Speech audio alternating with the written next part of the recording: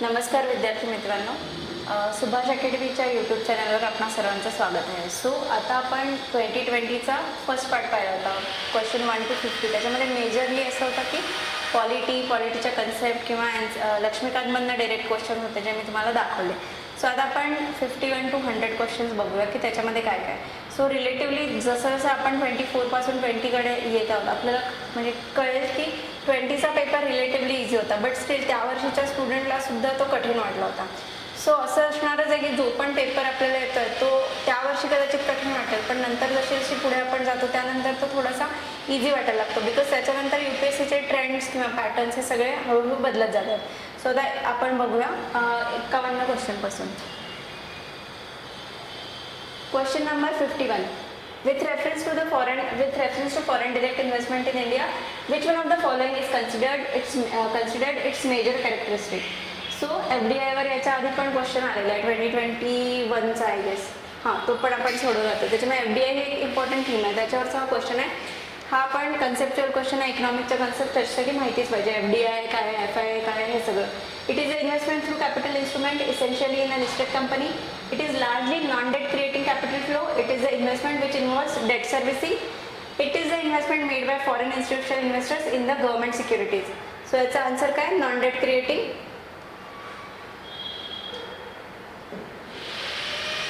Largely non-debt creating capital flow. कारण की foreign direct investment हा डेटमध्ये कधीच येत नाही, त्याच्यामुळे बॉन्ड्समध्ये वगैरे कधीच फॉरेन डायरेक्ट इन्व्हेस्टमेंट होत नाही, हे लक्षात ठेवायचं. So this is the investment through capital instrument essentially in listed company. हे काय आहे? FII. सो FII कन्सेप्ट माहिती असेल तर हे डिलीटच होईल. Investment in which involves debt servicing. हे आता किती अपोजिट गोष्टी आहे. डेट सर्व्हिसिंग म्हणजे डेटला ते प्रोव्हाइड करत आहे पैसे FDI थ्रू, हे अलाउडच नाही आहे. इट इज म्हणजे ते FDIच नाही आहे. It is the investment made by foreign institutional investment in the government securities. No, त्याच्यात पण नाही. This is largely non debt creating capital flow. So बऱ्याचशा पुस्तकामध्ये कदाचित डेट नॉन डेट वगैरे दिलं असेल, बऱ्याचशा पुस्तकांमध्ये दिलं असेल. सो कुठलीही गोष्ट जर की FDI जरी तुम्ही बघताय, सो FDI ही कन्सेप्ट काय, त्याच्यासाठी ह्या सगळ्या गोष्टी, त्याचे एस्पेक्ट्स काय, ह्या सगळ्या गोष्टी अभ्यास करणं गरजेचं आहे. 2021मध्ये पण आपण हा क्वेश्चन सोडवला होता. म्हणजे बघा 2020चा ही थीम घेऊन परत लगेच 2021मध्ये क्वेश्चन आला. 2 मार्क जर का ती व्यवस्थित केलं तर 2 मार्क इथे सिक्युअर होतात. With reference to the question number 52, with reference to the international trade of India at present, which of the following statements is or are correct? So हा बऱ्यापैकी करंट अफेअर टाईपचा क्वेश्चन आहे, पण general नॉलेजचा पण question आहे, GSचाच question आहे तसं म्हणलं तर. India's merchandise exports are less than its merchandise imports. India's imports of iron and steel, chemical, fertilizers and machinery have decreased in recent years. India's exports of services are more than imports of services. India suffers from the overall trade or current account deficit. Select the correct answer using the code given below. आता इथे एलिमिनेशनला पण जागा आहे. So basic आपल्याला जरी UPSCचा अभ्यास करणारा असेल नसेल तरी बेसिक जेव्हा पण आपण न्यूजपेपर वाचतो त्याच्यामध्ये एवढं तर माहिती आहे की आपले जे गुड्स आहेत, गुड्समध्ये म्हणजे मर्चंडाईज किंवा गुड्स ह्याचे आपण इम्पोर्ट जास्त करतो, पण सर्व्हिसेसमध्ये आपण एक्सपोर्ट जास्त करतो आणि सर्व्हिसेसमध्ये इम्पोर्ट कमी आहे. इंडिया सर्व्हिस ड्रिव्हन इकॉनॉमी आहे, त्याच्यामुळे this is right. This is merchandise exports are less than its merchandise export. This is true. So 1 आणि 3 कशामध्ये? हे याच्यामध्ये. सो बाकीचे ऑप्शन्स माहिती असण्याची पण गरज नाही, पण 1 आणि 3 they are definitely right. So 4 India suffers from the overall trade और करंट अकाउंट डेफिसिट. हा पण एक मुद्दा जनरली न्यूजमध्ये असतोच, किंवा तुम्ही सपोज इकॉनॉमिक सर्वे पण जरी वाचला तर त्याच्यामध्ये सुद्धा ह्याच्यावर बऱ्यापैकी चर्चा असते, करंट अकाउंट डेफिसिट किंवा म्हणजे करंट किंवा ट्रेड डेफिसिटवर, या सगळ्या गोष्टींवर. त्याच्यामुळे हा एक बेसिक जनरल नॉलेजचाच क्वेश्चन आहे, त्याच्यासाठी स्पेसिफिकली इकॉनॉमिक्सचं काही नॉलेज असलं पाहिजे अशी गोष्ट नाही आहे, बट व्हेरी जनरल आहे, खूप इझी टाईपचा हा क्वेश्चन आहे. Question number 53. The term West Texas Intermediate sometimes found in news refers to the grade of काय आहे? Crude oil. Brent crude oil आणि वेस्ट टेक्सास अमेरिकनचं जे आहे हे West Texas Brent crude oil, याच्यावर याच्या आधी पण खूप आधी क्वेश्चन विचारलं गेलेलं आहे. बट तसं पण न्यूजपेपर जेव्हा पण जनरली आपण वाचतो त्याच्यामध्ये अशा या गोष्टी असतात न्यूजमध्ये, वेस्ट टेक्सास वगैरे. सो फार काही डिस्कशनचं नाही आहे. ह्याच्यामध्ये ना इकॉनॉमिक्सचे त्यांनी ऑलमोस्ट 23 क्वेश्चन्स विचारले 2020मध्ये, पण तरी पण ते बऱ्यापैकी इझियर साईडला होते आणि थोडंसं जनरल नॉलेज लावूनच आणि जनरल कॉमन सेन्स लावूनच सोडवायचे असे ते क्वेश्चन्स होते. 54th question. In the context of the Indian economy, non-financial debt includes which of the following? Housing loans owed by households, amounts outstanding on credit cards, treasury bills. Select the correct answer using the code given below. So non financial debt, हे पण इकॉनॉमिक्सची basic concept आहे की financial sectors कुठले आणि non financial sectors कुठले. ठीक आहे. So financial sector म्हणजे बँक वगैरे या सगळ्या गोष्टी. So housing loans are own by household, म्हणजे हे जे हाऊसहोल्डने ओन केलेले आहे. सो हे फायनान्शियल सेक्टर आहे का? हाऊसहोल्ड नाही, त्याच्यामुळे this is non financial debt. Amounts outstanding on credit card कोण वापरतं? हाऊसहोल्डर्स वापरतात. So this is also non financial. Treasury bills गव्हर्नमेंटचे, त्याच्यामुळे these are also non financial debt. त्याच्यामुळे हे तिन्ही ज्या गोष्टी आहेत या नॉन फायनान्शियल डेटचा पार्ट आहे. सो बेसिक इकॉनॉमीच्या कन्सेप्टवरून आपण 2022मध्ये 2023मध्ये पण त्यांनी बेसिक इकॉनॉमिकवरून बरेचसे क्वेश्चन विचारले होते. सो त्याची हिंट त्यांनी इथेच दिली होती की आम्ही अशा बेसिक इकॉनॉमिक्सच्या क्वेश्चनकडे वळू शकतो. याच्याशी रिलेटेड जर का हा क्वेश्चन व्यवस्थित केला असता तर 2022मध्ये रिअल सेक्टरचा हा क्वेश्चन आला होता. So financial non financial sector real sector काय आहे, म्हणजे हे तर डेट रिलेटेड दिलं आहे, पण ही एक कन्सेप्ट सर्च केली तर बाकीच्या पण कन्सेप्ट बऱ्यापैकी त्याच्या आजूबाजूच्याच फिरणार आहे. त्याच्यामुळे हे पण क्वेश्चन आपले सॉल्व्ह होतात. सो म्हणून PYQचं एवढं इम्पॉर्टन्स आहे की एका लाईनवरनं आपल्याला पुढचे क्वेश्चन बरेचसे त्याची हिंट मिळत जाते. UPSC त्याचे हिंट सोडत जातं. In India, why are some nuclear reactors kept 55th question? In India, why are some nuclear reactors kept under IAEA safeguards while others are not? So इंडियाचा US बरोबर जो सिव्हिल न्यूक्लिअरचा म्हणजे nuclear इम्पोर्टसाठीचा जो करार झाला होता तो बऱ्यापैकी खूप आधी न्यूजमध्ये होता म्हणा, आणि त्यामुळे ही काही तेव्हाची अशी 2020च्या आसपासची करंट अफेअर्सची न्यूजमध्ये नव्हती. पण जनरली कुठे पण IAEA किंवा अशा काही गोष्टी जेव्हा वाचतो त्याच्याशी रिलेटेड थोडंसं एक गेज घेऊन हे आन्सर सोडवता येणार. तर डिरेक्टली हे IAEA सेफगार्ड्स काय आहे आणि ते कशासाठी आहे हे कुठेही दिलेलं नसलं तरी पण एक बेसिक जनरल अंडरस्टँडिंग असलं IAEA सेफगार्ड्स काय आहे आणि जेव्हा पण आपण इम्पोर्ट करतोय त्याच्यावर रिस्ट्रिक्शन्स काय लागलेले असतात, जेव्हा पण आपण न्यूक्लिअर फ्युएल इम्पोर्ट करतोय त्याच्यावर काय रिस्ट्रिक्शन्स वगैरे लागले असतात त्याच्याशी रिलेटेड हा क्वेश्चन आहे. आणि जरी याच्यामधलंही काही माहिती नाही तरी पण 4 ऑप्शन जर का आपण वाचले, some use uranium and others use thorium. ठीक आहे, त्यांनी IAEA सेफगार्डला काय फरक पडणार आहे का? लॉजिकली विचार करा की IAEA सेफगार्ड आणि काही युरेनियम यूज करतात काही थोरियम यूज करतात. त्यांनी म्हणजे इंटरनॅशनल बॉडीला काय देणार आहे ना, तुम्ही युरेनियम यूज करा का थोरियम यूज करा. Some use imported uraniums and other use domestic supply. ठीक आहे, इंटरनॅशनल बॉडी आणि इम्पोर्ट म्हणजे आपण दुसऱ्या देशाकडून करणार. ठीक आहे. सो ठीक आहे, याच्याशी काहीतरी रिलेशन असू शकतं. Some are operated by foreign enterprises and other are operated by domestic enterprises. ठीक आहे, इथे पण फॉरेन रिलेटेड काहीतरी गोष्टी आहेत. ठीक आहे, फॉरेन एंटरप्राइजेस आणि डोमेस्टिक एंटरप्राइजेस. फोर्थ आहे some are state owned and others are privately owned. ठीक आहे, पण याच्याशी स्टेट ओन आणि प्रायव्हेटली जरी ओन असेल याच्याशी डिरेक्ट फार संबंध नाही, आणि त्यात पण मग प्रायव्हेटली ओन जर का फॉरेन कंट्री वगैरे असेल तर ते काही स्पेसिफाईड नाही आहे, पण ते ऑलरेडी इथेच आहे फॉरेन एंटरप्राइजेस. पण जो पण UPSCचा अभ्यास करतो त्याला एवढं माहिती आहे की फॉरेन एंटरप्राइज येऊन आपल्यामध्ये अटॉमिक जे हे आहे काय म्हणतात न्यूक्लिअर रिॲक्टर्स, ते कुठली फॉरेन एंटिटी आपल्या इथे नाही, ते दॅट कम्स अंडर गव्हर्नमेंट आणि इंडियाच्याच गोष्टींशी ते रिलेटेड आहे. त्याच्यामुळे हे तर रॉंगच आहे.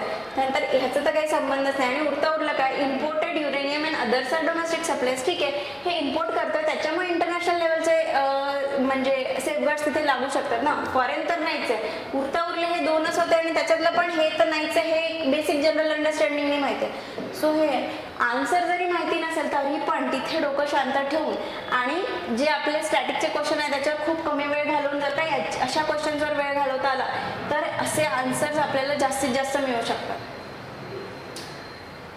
Question number 56. With reference to trade-related investment measures, TRIMS, which of the following statements is or are correct?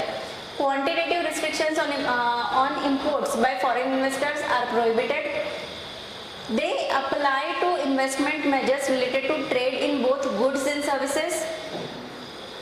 They are not concerned with the regulation of foreign investment. Select the correct answer using the code given below. So WTO he UPSCची favourite theme राहिली आहे. So त्याच्यामधला हा TRIMS झालं, get झालं, ह्या सगळ्या गोष्टी आपल्याला माहिती असल्या पाहिजे. सो त्याच्याशी रिलेटेड हा संपूर्ण क्वेश्चन एका गोष्टीवरच फिरत होता, म्हणजे हे माहिती आहे नाही माहिती आहे. ठीक आहे, to apply the investment measures related to trade in both goods and and services. So इथे फक्त हे माहिती पाहिजे होतं की हे सर्व्हिसेससाठी नाही आहे, फक्त गुड्ससाठी आहे. सो हे माहिती असतं तर हे कट आणि 1 and 3 are right. So quantitative restriction तिथे लागू शकत नाही आणि they are not concern with the regulations of foreign investment. So याचं एक्सप्लेनेशन द्यायचं झालं तर कुठली पण एखादी फॉरेन कंट्री आहे, ठीक आहे, ज्यांना की इंडियामध्ये येऊन त्यांची काहीतरी कंपनी स्थापन केली किंवा कुठलं पण मॅन्युफॅक्चरिंग एक फर्म स्थापन केली, quantitative restriction on import by foreign investors are prohibited. So त्यांना जर का त्यांच्या इथे इंडिया आहे सपोज, ती फॉरेन फर्मनी इथे काढलं आणि तिथे ते मॅन्युफॅक्चर करत आहे, पण हे मॅन्युफॅक्चर जी पण ती गोष्ट करत आहे त्याच्यासाठी ते जर का बाहेरून इम्पोर्ट्स करत असतील तर त्याच्यावर इंडिया असं रेस्ट्रिक्शन नाही लावू शकत की नाही तुम्ही इतकेच म्हणजे 10% ही गोष्ट इथे इम्पोर्ट करा, असं काही नाही. तुम्ही इम्पोर्ट काही करा, इथे तुम्ही आमच्या इंडियन कंपनीज म्हणजे इंडियामध्ये कुठल्या लेवलला एखाद्या कंपनीमध्ये जर का तुम्ही इन्व्हेस्टमेंट करत आहात किंवा एखादी कंपनी इथे स्थापन करत आहे तर त्याच्यावर इथे रिस्ट्रिक्शन लागू शकतात, पण ते बाहेरून जे काही इम्पोर्ट करतील त्याच्यावर इथे रिस्ट्रिक्शन नाही लागू शकत ट्रिम्सच्या under. So this is right. They are not concern with the regulation of foreign investment. They are not concern with the regulation of foreign investment. म्हणजे फॉरेनची जी ते सेम त्याच्याशी त्याच टाईपचं हे आहे की त्यांनी इथे स्थापन केली. सो इथे इंडियाच्या टेरिटरीमध्ये किंवा इंडियाच्या इकॉनॉमिक टेरिटरीमध्ये जे पण काही रिस्ट्रिक्शन लावत असतील ते करू शकतील. बाकीच्या गोष्टींवर ते बाहेर काय करतायत काय नाही करतात याच्याशी रिस्ट्रिक्शन लागू शकत नाही ट्रिम्सच्या अंडर. सो याचा आन्सर 1 and 3. Question number 57. सगळे सलग बघताय तर सगळे इकॉनॉमिक्सचे क्वेश्चन आहे. Question number 57. If the RBI decides to adopt an expansionist monetary policy. Expansionist म्हणजे एक्सपान्शन करत आहे की पैसे जास्तीत जास्त जायला पाहिजे. Monetary policy which of the following would it not do. So इथे नॉट डू म्हटलेलं आहे. आता जेव्हा पण असा क्वेश्चन येतो ना तिथे पेपरमध्ये बसताना जनरली काय होतं की नॉट डू जरी आपल्याला माहिती असेल तरी मार्क करताना काय होतं की एक्सपान्शनिस्ट पॉलिसी कशाने वाढणार आहे ते आपण मार्क करून देऊ असं तिथे एक जनरल होऊन जातं. सो नॉट डूच्या वेळेला एक तर काय करायचं की हे डोक्यात ठेवायचं की अच्छा नॉट डू आणि एक्सपान्शनिस्ट. सो एक्सपान्शन कशाने होणार आहे हे बघायचं. Cut and optimise the statutory liquidity ratio.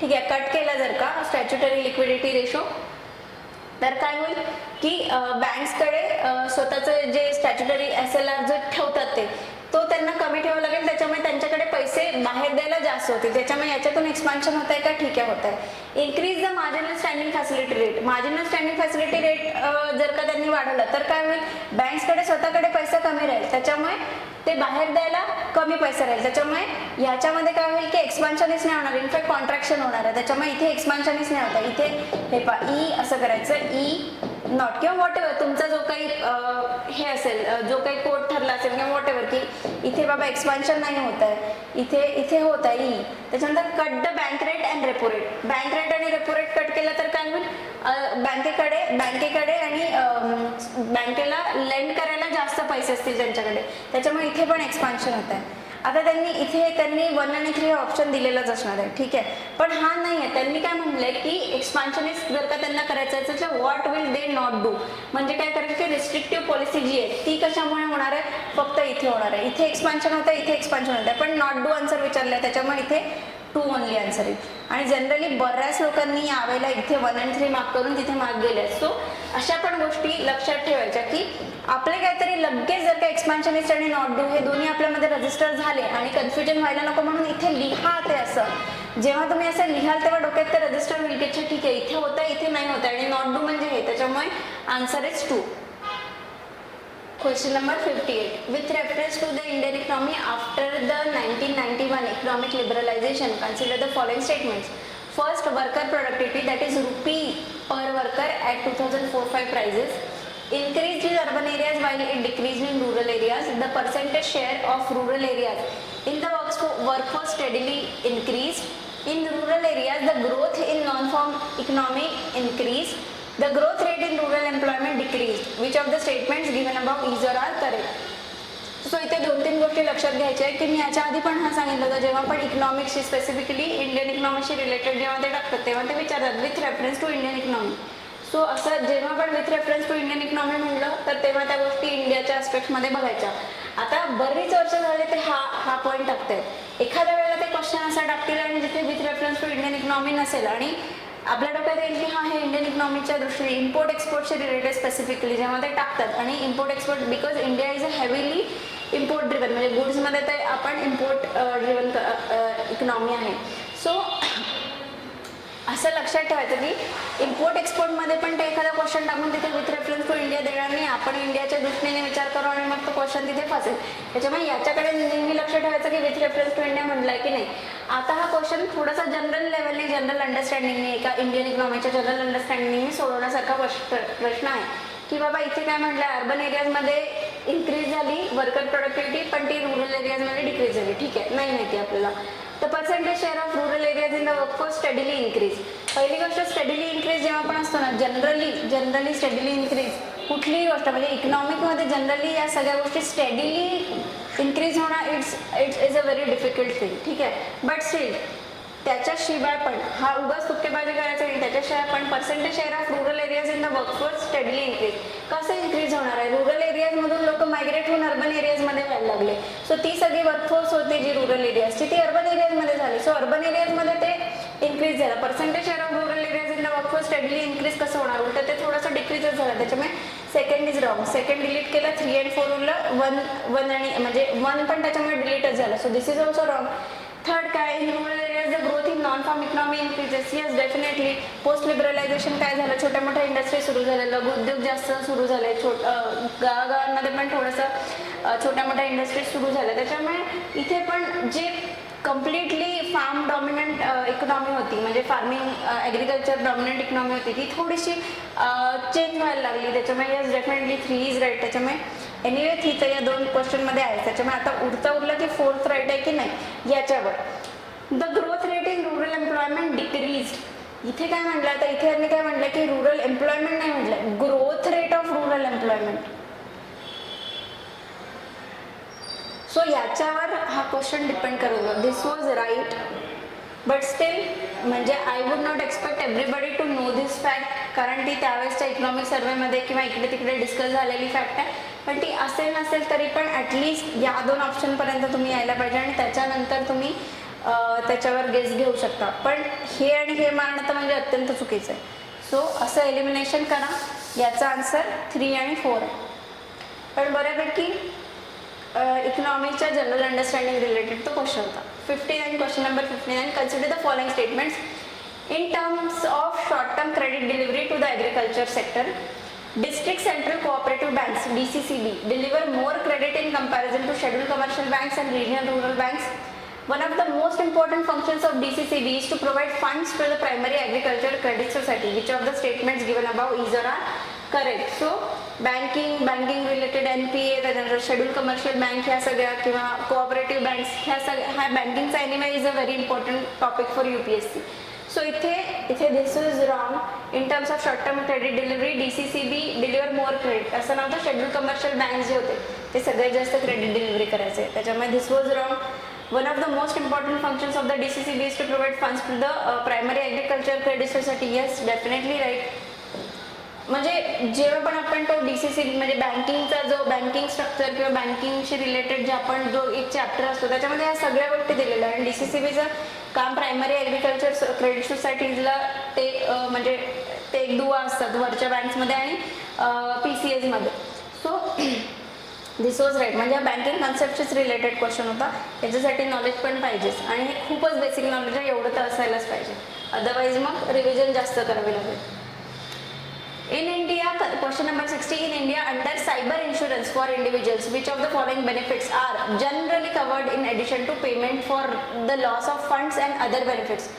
Cost of restoration of the computer system in case of malware disrupting access to one's computer. Cost of a new computer if some miscreant willfully damages it, if proved so.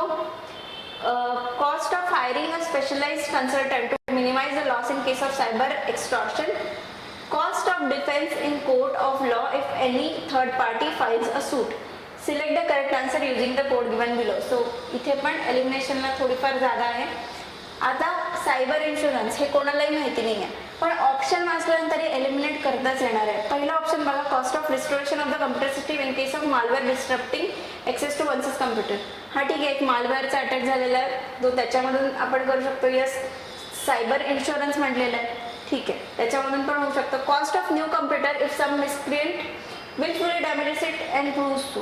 म्हणजे हा किती त्यांनी कसा option दिलेला आहे की तुम्ही एक कम्प्युटर घेतला नवीन, एक दुसरा माणूस येतो किंवा तुम्ही स्वतः त्याला जबरदस्तीने तोडून टाकलेला आहे आणि मग नंतर ते प्रूव्ह पण झालेलं आहे की तुम्ही किंवा त्या दुसऱ्या माणसाने त्याला तोडलेलं आहे. मिसक्रिएंट, सगळा मिसक्रिएंट म्हणून मग आपण तिसरा एक माणूस घेऊ की ज्याने तोडलेलं आहे, दुसऱ्या माणसाने तोडलेलं आहे आणि विलफुली, आणि ते पण विलफुली तो डॅमेज करतोय आणि तुम्ही बसत आहे त्याला बघत आणि तुम्ही त्याला काही म्हणत पण नाही आणि that is proved in the court की बाबा हां याने विलफुली तो डॅमेज केलेला आहे आणि त्याच्यासाठी पण ते इन्शुरन्स का देणार. ह्या सगळ्या गोष्टी आपल्या हातात नाही आहे, but this is under control. ह्याच्यासाठी देणार आहे का कोणी इन्शुरन्स. सो हा जेव्हा डिलीट होतो ऑप्शन, सगळेच ऑप्शन डिलीट होणार आणि 1, 3 आणि 4. सो शांतपणे परत हे वाचा हा क्वेश्चन आणि ह्याचं काय आन्सर म्हणजे काय लॉजिक निघतं हे बघा. किती त्यांनी रॉंग दिलेलं आहे स्टेटमेंट. सो एलिमिनेट केलं की डायरेक्ट आपल्याला आन्सर मिळतं. आता पुढचे ऑप्शन काय, cost of hiring a specialise consultant to minimise the loss in case of cyber extortion.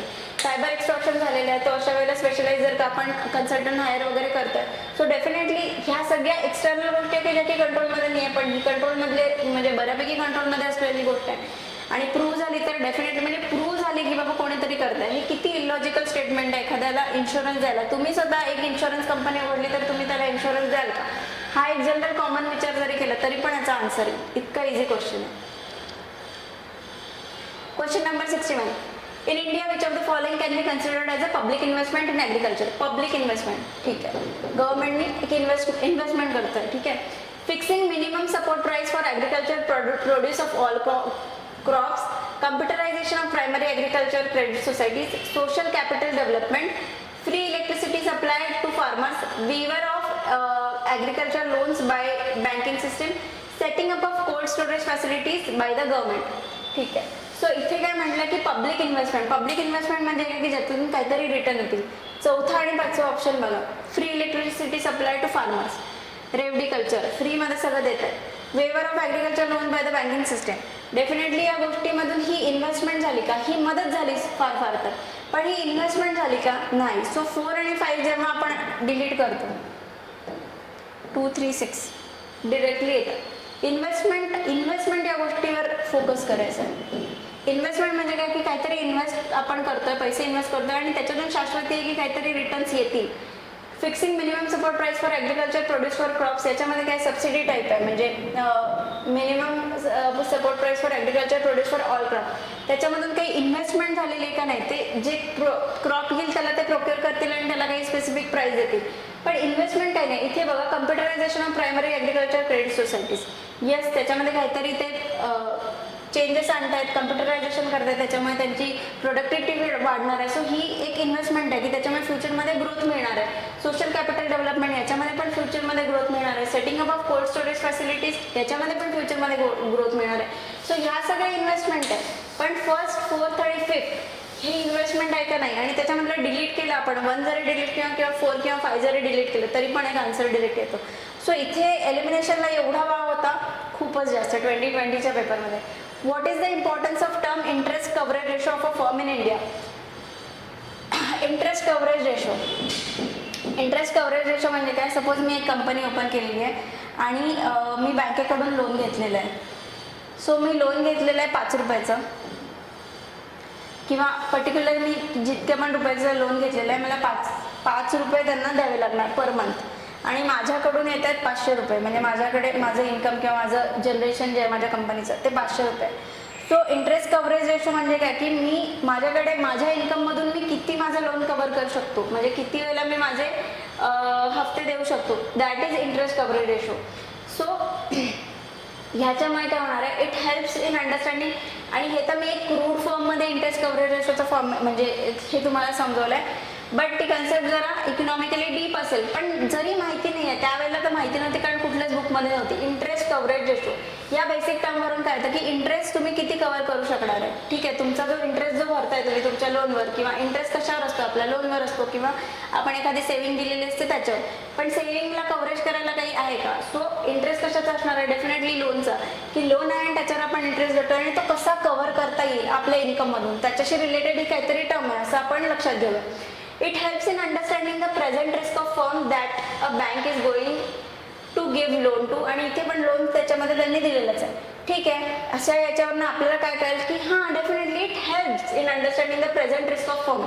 ठीक आहे, आपल्याला मदतच मिळणार आहे. जर का इंटरेस्ट कव्हरेज रेशो कळलं तर आपल्याला कळेल की ज्याचा इंटरेस्ट रेशो जास्त आहे तो जास्त कव्हर करू शकेल, त्याचा तो म्हणजे काय म्हणतात रिस्क जास्त कव्हर करू शकेल. त्याच्यानंतर it helps in evaluating the emerging risk of firm that bank is going to give loan to. ठीक आहे, आताची प्रेझेंट रिस्क आणि इमर्जिंग रिस्क म्हणजे फ्युचरमध्ये काही रिस्क असू शकते का? Yes definitely that will also be help. Higher the borrowing, the higher a borrowing firm's level of interest coverage ratio, the worse its ability to service its debt. Definitely not. जर का त्याचं higher the borrowing firm's level of interest coverage ratio म्हणजे interest coverage ratio त्याचा higher असेल तर तो higher तुझं interest cover करू शकेल ना, म्हणजे त्याची कॅपॅसिटी जास्त असेल, त्याच्यामुळे दिस इज रॉंग. सो याचा आन्सर 1 आणि 2. जरी माहिती नसेल तरी टर्म ब्रेकेज करून तिथे थोडाफार काहीतरी विचार करून आपण हे आन्सर असे सोडवायचे, आणि त्याच्यासाठी वेळ कुठून मिळणार तर स्टॅटिकचे जे क्वेश्चन्स आहेत ते जर का पटापट सॉल्व्ह केले तर इथे आपल्याला विचार करायला वेळ मिळतो. 62चा आन्सर ए.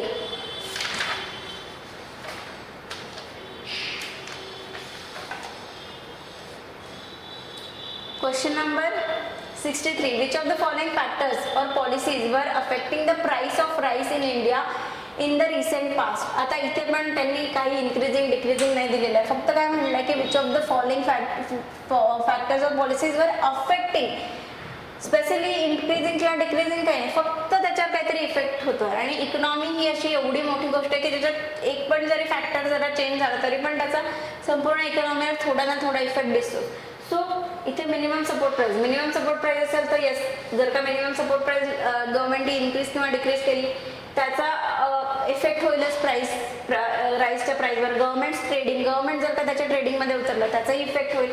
फक्त अफेक्टिंग विचारलंय. सो कुठली पण एखादी तुम्ही कुठली पण XYZ कन्सेप्ट आणा, त्याने इफेक्ट होणार आहे ह्याच्या प्राइसवर. गव्हर्नमेंट स्टॉक पायलिंग म्हणजे गव्हर्नमेंटने ट्रेडिंग केलं काय किंवा स्टॉक पायलिंग केलं काय याचा इफेक्ट होणारच आहे. कंझ्युमर सबसिडीज येस त्याचा पण इफेक्ट होणार आहे. सो व्हेरी जनरल म्हणजे याच्यामध्ये मी एक्सप्लेन तरी काय करू मला हेही कळत नाही, इतकं ते कॉमन सेन्स लेवलचा हा क्वेश्चन आहे की आणि फक्त इफेक्ट अफेक्टिंग दिलेलं आहे, फक्त काही इफेक्ट होतोय का तेच बघायचं आहे. सो याचं 1, 2, 3, 4 is the answer.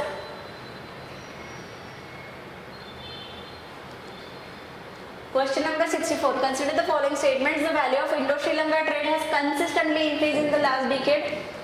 Textile and textile articles constitute an important item of trade between India and Bangladesh.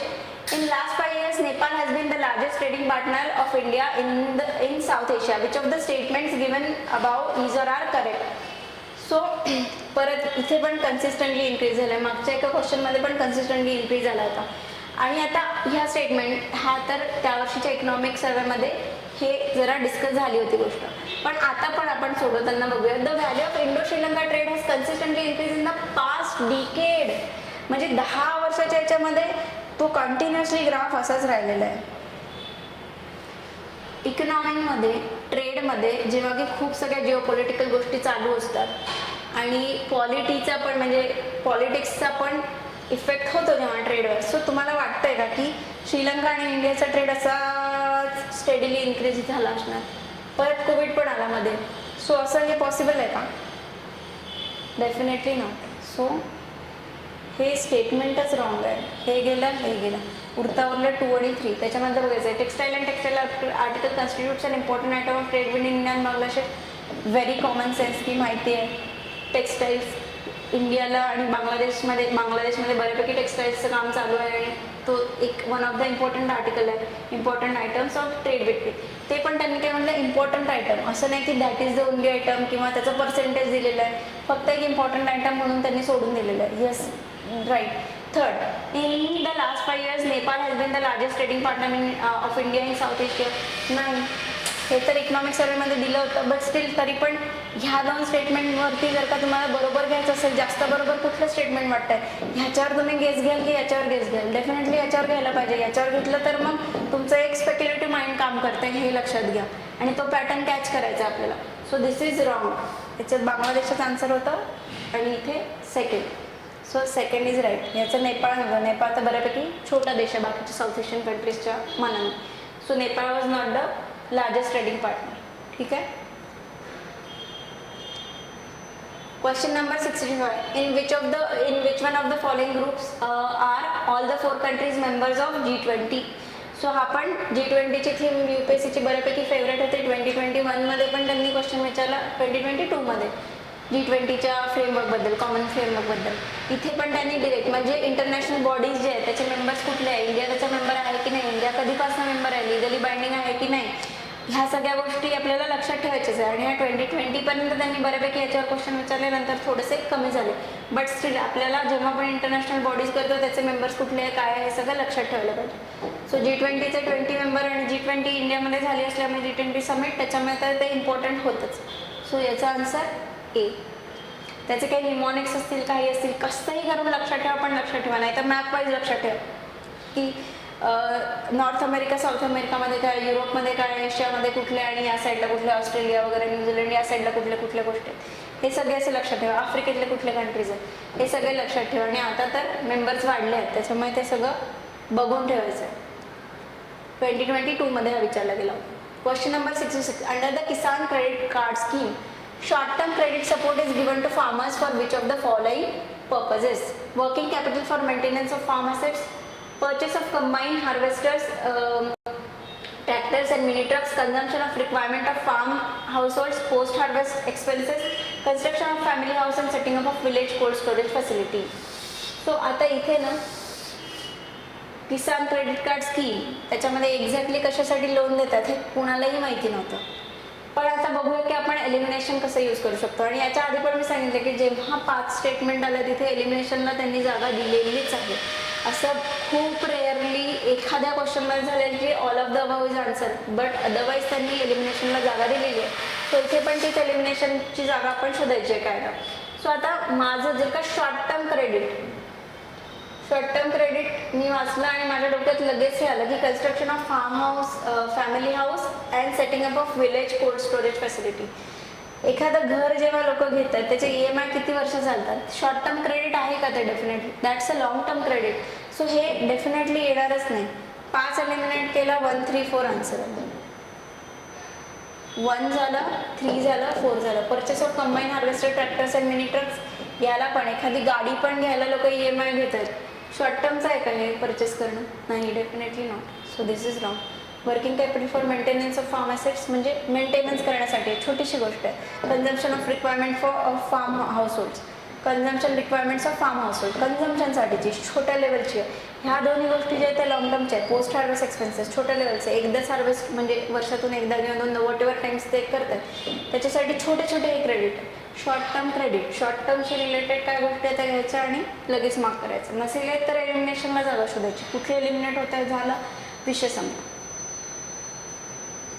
Question number 67. Consider the following statements. The weightage of food in consumer price index is higher than that in the wholesale price index. The WPI does not capture changes in the prices of services, which CPI does. Reserve Bank of India has now adopted WPI as its key measure of inflation and to decide on changing the key policy rates. Which of the following statements given above is or are correct? CPI, WPI सगळे जे हे आहेत काय म्हणतात indices आहेत ते अत्यंत महत्त्वाचे आहेत. मी याच्या आधी पण इन्फ्लेशनवाल्या माझ्या ह्या नोट्स दाखवल्या होत्या. त्याच्यामध्ये WPI, CPI, IIP काय आहेत हे सगळं असं मी लिहून ठेवलं होतं. CPI, WPIचं कम्पॅरिझन हे तर 2020च्या नाही आधीच मी हे सगळे केले होते या सगळ्या गोष्टी. त्याच्यामुळे हे मला वाटते 2020च्या नंतर ॲड झालेली नोट आहे, कारण त्याच्यात हे गुड्स फूड वेटेजचा स्पेसिफिक पॉईंट हा 2020 नंतरचा ॲड झालेला आहे. पण हा झाला पॉईंट किंवा वॉट एव्हर ह्या सगळ्या गोष्टी आहेत ह्या एका पेजमध्ये माझे हे क्वेश्चन झाले. आणि तुम्हाला पण आता हे लक्षात आलं असेल की ही नोट किती वेळेला तरी मी दाखवली आहे. या एका पेजवरनं कितीतरी क्वेश्चन्स आपले सॉल्व्ह झालेले आहेत. सो तुम्ही पण अशा शॉर्ट नोट्स करून ठेवायच्या.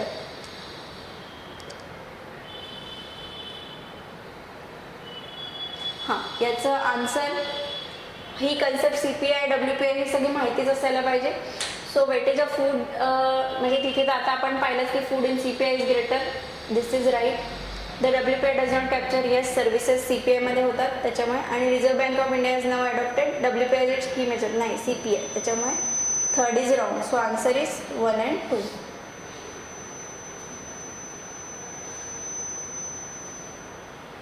Consider the following pairs: Mekong, Andaman Sea, Thames, Irish Sea, Volga, Caspian Sea, Zambezi, Indian Ocean. Which of the pairs given above is or are correctly matched? परत मॅपिंगशी related question आहे आणि मॅपिंगच्या वेळेला मी तुम्हाला दाखवलं होतं की जर का तुम्ही जस्ट रिव्हर जरी मॅप केली इथून अशी अशी अशी, ठीक आहे, की जांबेझी रिव्हर आफ्रिकेमधल्या जर का रिव्हर्स घेतला, सो आपल्याला हे तरी लक्षात येईल की याच्या ती ईस्ट साईडला जात आहे का वेस्ट साईडला जात आहे.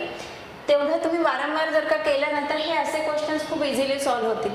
त्याच्यामुळे आता याचा आन्सर पण मी देत नाही, तुम्ही ह्या क्वेश्चनसाठी काय करा की तुमचा मॅप उघडा आणि मॅपवर या ज्या रिव्हर्स आहे, Mekong river, Thames river, Volga river, Zambezi river, या पॉलिटिकल मॅपवर पण आणि फिजिकल मॅपवर पण तुम्ही त्या ड्रॉ करा, सो दॅट तुम्हाला ते लक्षात राहील की अच्छा हे असं असं जात आहे, किंवा मेकॉंग रिव्हर कुठल्या कुठल्या देशातून जाते आहे. जेव्हा तुम्ही ती ट्रेस कराल ना मॅपवर, तेव्हा तुम्हाला ते देश पण कळतील, कुठली त्याच्यावर काय म्हणतात, कुठली कॅपिटल आहे कुठल्या देशाची, कुठली सिटी आहे, ह्या पण गोष्टी आपल्याला तिथे कळतील. त्याच्यामुळे ह्याचा आन्सर मी देत नाही, तुम्ही बघा. म्हणजे इथे स्टॉप करा, वाटलं तर तुमचा ॲटलास काढा आणि त्याच्यावर या रिव्हर्स मॅप करा.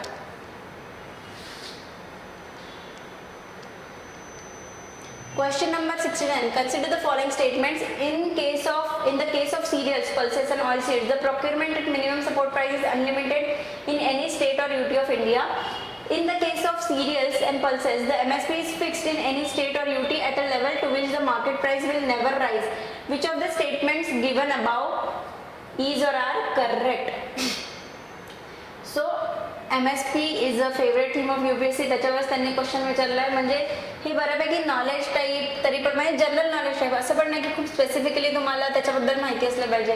हे खूप कायम न्यूजमध्ये असणाऱ्या गोष्टी आणि कायम माहिती असलेल्या गोष्टी आहेत, म्हणजे त्यात माहिती असायला पाहिजे अशा गोष्टी.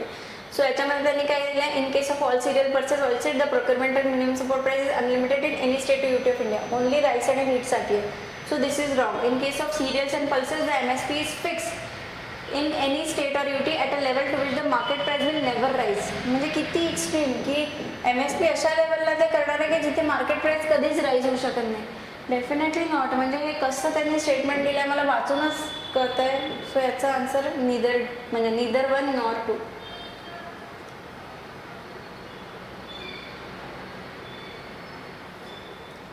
Question number 70. With reference to the Indian economy, consider the following statements.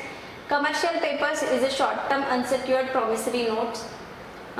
Certificate of deposit is a long-term instrument issued by the Reserve Bank of India to a corporation.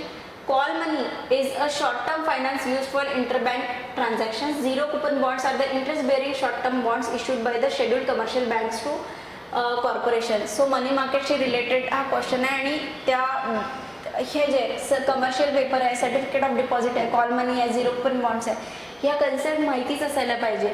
आणि याच्या आधी पण UPSCने क्वेश्चन विचारले होते याच्यावर. त्याच्यामुळे ना मी हा एक चार्टच बनवून ठेवला होता. Sub markets, call money market, bill market, commercial bill, treasury bills, ad hoc regular, certificate of deposit, commercial papers. Treasury बिलवर पण UPSCने आधी क्वेश्चन विचारलेले आहे. सो या डेटेड G6 काय आहे, कॉल मनी मार्केट काय आहे, bill of discount, certificate of deposit, commercial papers, हा असा संपूर्ण चार्ट केल्यामुळे ना हे असे क्वेश्चन खूप इझी पडतात. कारण कधी कधी कन्फ्युज होऊ शकतं तिथे commercial paper and certificate of deposit. अच्छा हे काय आहे, एकदम कन्फ्युजन होऊ शकतं. आणि इकॉनॉमिक्स असा पेपर क्वेश्चन म्हणजे सब्जेक्ट आहे की ज्याच्यामध्ये बऱ्याच लोकांना बऱ्याच गोष्टी पटकन समजायला थोडंसं जड जातात. खूप मी कमी लोक असे पाहिले की ज्यांना इकॉनॉमिक्स खूप आवडतं, बऱ्याच लोकांना नाही आवडत. ज्यांना आवडतं त्यांचं तर खूपच छान, ज्यांना नाही आवडत त्यांनी अशा तरी गोष्टी केल्या ना तर त्यांना सोप्या होतील. So zero coupon bonds are the, इथे पण त्यांनी एलिमिनेशनला जागा दिलेलीच आहे. Zero coupon bonds are the interest bearing. Zero कुपनचंच हे असं आहे की त्याच्यावर इंटरेस्ट नाही आहे. ते म्हणजे जेव्हा तुम्ही देता सो त्याच्यावर त्याला फुल अमाऊंट मिळते. विकताना ते झिरो कुपन म्हणजे त्याच्यावर इंटरेस्ट त्यांनी दिलेला असतो. विकताना ते समजा 100 रुपयाचा बॉन्ड असेल 98ला मिळेल आणि जेव्हा त्याची मॅच्युरिटी होईल तुम्हाला 100 रुपये मिळतील. सो 2 रुपये तसे मिळतील, पण इंटरेस्ट त्याच्यावर नाही आहे. So this is interest bearing तर नाहीच आहे हा. त्याच्यामुळे 4th गेला. 1 तर त्याच्यामुळे राईटच आहे की commercial paper is a short term unsecured promissory note. So 1 is right. 4 गेला. आता 2 बरोबर आहे का 3 बरोबर आहे, कन्सेप्च्युअली ते काढायचं. Certificate of deposit is a long term instrument issued by reserve bank of India to corporation. Long term आहे का हे? मनी मार्केटमध्ये मी टाकलेलं आहे. सब मार्केट्समध्ये certificate of deposit by the commercial banks and financial institution multiples of 25 lakhs. Period 3 months to 1 year. Long term आहे का? इथेच आन्सर मिळाला. This is short term.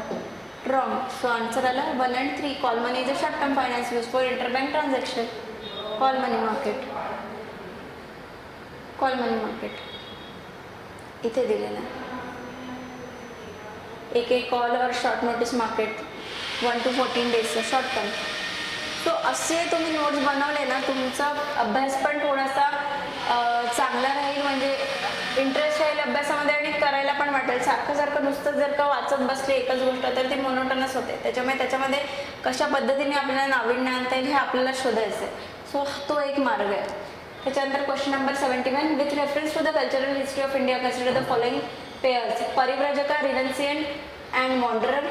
शमना, priest with high status. Upasaka, lay follower of Buddhism. Which of the pairs given above are correctly matched? So Shramana, priest with higher status, this was wrong. परिव्राजकाच्या आधी पण विचारलं होतं, त्याच्यामुळे ते यायलाच पाहिजे होतं. रिनन्सियंट और वॉन्डरर. उपासका, ले follower of Buddhism. 1 and 3.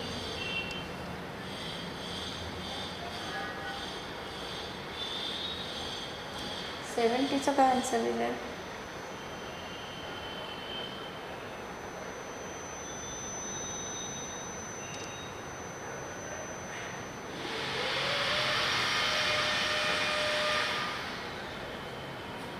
Question number 72.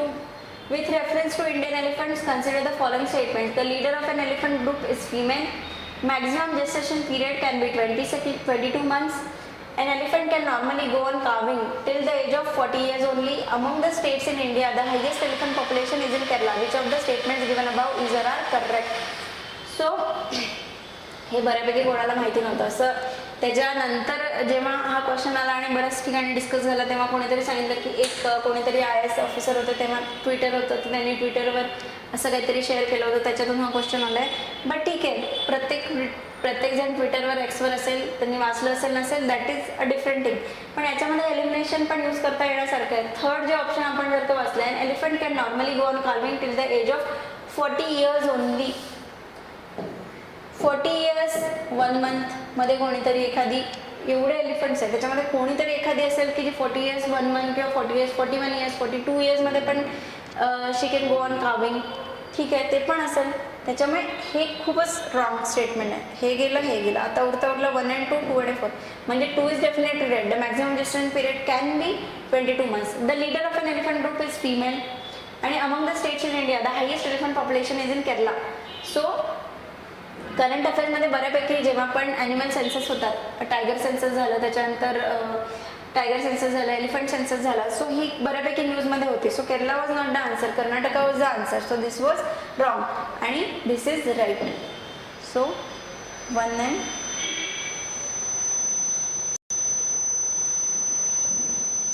कुठलं आपण एलिमिनेट केलं होतं? 40 वाला 3 एलिमिनेट केलं होतं. हां, 3 एलिमिनेट केलं होतं. हे 2 उरले होते. हे तर बरोबरच आहे, हे कळलं होतं. आणि 1 and 2 4ला एलिमिनेट केलं. आणि जरीही माहिती नसेल तरी एका ठिकाणी मी असं लॉजिक ऐकलं की जेव्हा पण ते फिमेल रिलेटेड वल्नरेबल गोष्टी रिलेटेड किंवा SC ST त्यांच्याबद्दल जनरली चुकीच्या गोष्टी देत नाही. हा एक पॅटर्न बऱ्याच लोकांनी फॉलो करून हे आन्सर केलं होतं. पण माझ्या मते तसे लॉजिक लावण्यापेक्षा हे माहिती असणं जास्त इम्पॉर्टंट होतं की among the states in India highest elephant population कुठे आहे. त्याच्यामुळे ह्याच्यावर ते एलिमिनेशन लावायचं की हे बरोबर असू शकतं असा गेस घेणं जरा मला चुकीचं वाटतं. ही गोष्ट नॉलेज बेस्ड होती, ती कळायला पाहिजे. Question number 73. Which of the following protected areas are located in Kaveri basin. परत रिव्हरशी रिलेटेड हा क्वेश्चन आहे. आणि त्याच्यामध्ये त्यांनी काय विचारलं की कुठले आहे जे की कावेरी बेसिनशी related. Nagarhole national park, Papikonda national park, Sathyamangalam tiger reserve, Wayanad wild life sanctuary. Select the correct answer using the code given below. So याच्यामध्ये पण मॅपिंग ज्यांनी केलं असेल त्याला ते खूप फायदा होईल, कारण कावेरी रिव्हर जाते कुठून. त्याच्यानंतर तोपर्यंत 2020 पर्यंत बऱ्याच जण त्यांनी प्रोटेक्टेड एरियाजवर क्वेश्चन विचारले. त्याच्यामुळे नागरहोल नॅशनल पार्क कुठे आहे, पापिकोंडा कुठे आहे, सत्यमंगलम कुठे आहे, वायनाड कुठे आहे, ह्या सगळ्या गोष्टी सगळ्यांना माहिती होत्या आणि आता पण माहिती असायला पाहिजे. आणि रिव्हर जर का आपण ट्रेस केली तर कळेल की अच्छा पापिकोंडा कुठे आहे, आंध्र प्रदेशमध्ये. कावेरी तिथे त्याचा काही संबंध आहे का? नाही. तर मग हे गेलं. आता उरतं 1, 3, 4 आणि 3, 4. Papikonda national park, Sathyamangalam tiger reserve, Wayanad wild life sanctuary आणि Nagarhole national park. Nagarhole national park कुठे आहे? लागतोय का तिथे? नाही. सो याचा आन्सर 3 आणि 4. मी मुद्दाम याचे यावेळेला ना मॅपिंगच काढून आणले नाही. I just want you to go through your map आणि तिथे तुम्ही मार्क करा. स्पेसिफिकली मॅप्स जे आहेत तुमचे, जे डिटेलमधले मॅप आहेत स्टेटमधले, त्या स्टेटमधल्या मॅपवर पण तिथे टायगर रिझर्व किंवा wild life sanctuary, national parks हे मार्क केलेले आहेत आणि तिथनं रिव्हर जात आहेत का हे सगळं बघा तुम्ही.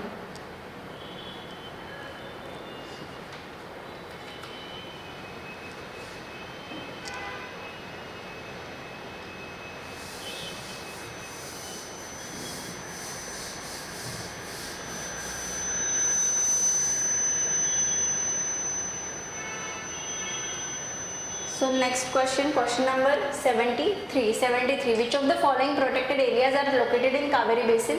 Nagarhole National Park, Papikonda National Park, Satyamangalam Tiger Reserve, Wayanad Wildlife Sanctuary. Select the correct answer using the code given below. So परत रिव्हर ही आवडती थीम आणि नॅशनल पार्क किंवा प्रोटेक्टेड एरियाज ही आवडती थीम यांचं त्यांनी एकत्र केलेलं आहे. आणि जेव्हा पण 2020 पर्यंत तरी स्टुडंट्स बराच याचा अभ्यास करायचे की कुठल्या पार्कमध्ये कुठली रिव्हर जाते किंवा कुठले तिथे हे आहेत हिल्स आहेत, ह्या सगळ्या गोष्टी खूप महत्त्वाच्या होत्या. आता UPSC याच्यावर फार क्वेश्चन विचारत नाही, त्याच्यामुळे याच्यावरनं जरा फोकस कमी झालेला आहे. बट तरी पण नॅशनल पार्क किंवा टायगर रिझर्व वगैरे हे कुठे आहे काय याच्यावर जरा फोकस असला पाहिजे. आणि river anyways is a favourite thing, त्याच्यामुळे मी याच्या आधी सांगितलं रिव्हर उगम कुठे पावते, त्यानंतर जाते कुठे, कुठल्या पहाडातून जाते, कुठे धबधबे आहेत, कुठले डॅम्स आहेत, कुठले प्रोटेक्टेड एरियाज आहे, कुठल्या स्टेट्समधून जाते, कुठले सिटीज आहेत, त्याच्या उपनद्या कुठल्या आहे, हे सगळं खूप इम्पॉर्टंट आहे. याच्यासाठी मी मुद्दाम हा मॅप काढून आणला नाही, कारण तुम्ही याच्या आधी पण एका क्वेश्चनमध्ये मी सांगितलं की तुम्ही ते रिव्हर ट्रेस करा, याच्यामध्ये पण तुम्ही रिव्हर ट्रेस करा आणि स्पेसिफिकली जो डिटेल मॅप आहे त्याच्यामध्ये ही कावेरी रिव्हर ट्रेस करा वेगवेगळ्या स्टेट्समधून जाणारी आणि तिथे बघा की हे पडतायत का तिथे. सो याचा आन्सर पापिकोंडा नॅशनल, म्हणजे याच्यातून एलिमिनेशनच घ्यायचं आहे. पापिकोंडा नॅशनल पार्क कुठे? आंध्र प्रदेशमध्ये. कावेरी रिव्हरचा त्याचा काही फार एवढा तिथे त्या येत नाही त्या रिजनमध्ये, त्याच्यामुळे दिस इज रॉंग. 2 एलिमिनेट केलं तर हे गेलं, हे गेलं. उरतावरला 1, 3, 4 आणि 3, 4 म्हणजे 3 आणि 4 आहे. 1 आहे नागरहोल नॅशनल पार्क, येस तो पण घेतोच, त्याच्यामुळे सी आन्सर आहे. हां, आणि याच्यामध्ये मला सांगायचं होतं, हा जो क्वेश्चन आहे ना 72 नंबरचा, the leader of elephant group is a female, त्याच्यासाठी मी मागे पण सांगितलं होतं की शंकर आयसचं माझं जे बुक होतं त्याच्यामध्ये बरेच असे छोटे डू यू नो याच्या अंडर याच्यामध्ये त्यांनी बऱ्याच इम्पॉर्टंट इन्फॉर्मेशन दिलेली असते, ज्याच्यामधून माझा तो एलिफंटचा क्वेश्चन हे झाला होता. आता इथे यांनी काय लिहिलं होतं, males elephant do not maintain long term social bonds remaining in the unit only in to their teens and then live out their lives on in loose bachelor groups or wandering on their own. So definitely male नसणार नाही ते leader, म्हणजे ते टीन्समध्येच चालले जातात आणि group leader मग टीन्समधला नाही तर मग म्हातारा, म्हणजे ते ना 3 पर्यंतच तिथे असतात, त्याच्यानंतर तर ते नसतात. मग डेफिनेटली उरली जबाबदारी कोण, जी एजेड फिमेल आहे तिच्यावर. सो दिस वॉज, म्हणजे इथून पण ते येतं. त्याच्यानंतर फ्लाइंग फॉक्सबद्दल पण त्यांनी थोडंसं काहीतरी दिलेलं आहे, flying fox are the fruit eating bats वगैरे वगैरे. सो फ्लाइंग फॉक्सवरचा तो क्वेश्चन जरी डिलीट झाला होता पण तरी इथे पण त्याची माहिती होती. Dolphins they are not fish. Dolphins are called cetaceans. Cetaceans are creatures belonging to the group of water living mammals. They have no hind limbs and a blowhole for breathing. They are not fish. So अशावर पण एखादा question ते विचारू शकतात. तुम्ही याचा अर्थ हे नाही मी म्हणत आहे की तुम्ही जाऊन शंकरचं बुक काढा आणि त्याच्यामधले डू यू नो सगळे वाचून काढा, पण अशा टाईपची माहिती तुम्ही जर का पुस्तक वाचलं असेल आणि त्याच्यामध्ये अशा पण गोष्टी असेल तर त्याला पण इग्नोर करू नका, त्या पण गोष्टी वाचत राहा, कारण असे क्वेश्चन त्यातून सॉल्व्ह होतात.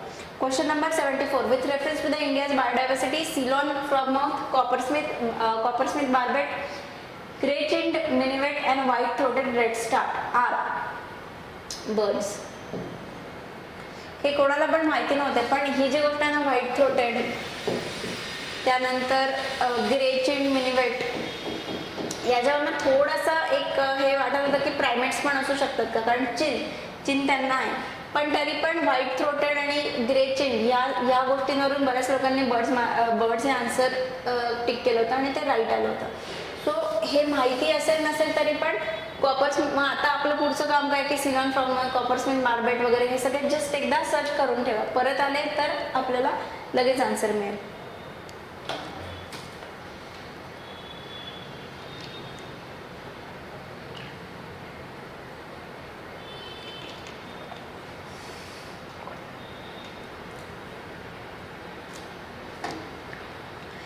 Which one of the following, question number 75, which one of the following protected areas is well known for the conservation of subspecies of the Indian swamp deer Barsinga that thrives well on hard ground and is exclusively graminevorous?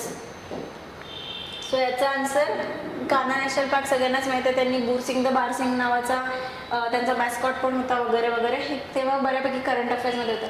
पण ते मला सांगायचा मुद्दा नाही, याच्यामध्ये हा जो word आलेला आहे ग्रॅमिनिवोरस किंवा एक्सक्लुझिव्हली ग्रॅमिनिवोरस, हे आपल्या कामाचं आहे. कारण याच्यावर पुढे क्वेश्चन बनू शकतो की बारसिंगा is exclusively ग्रॅमिनिवोरस.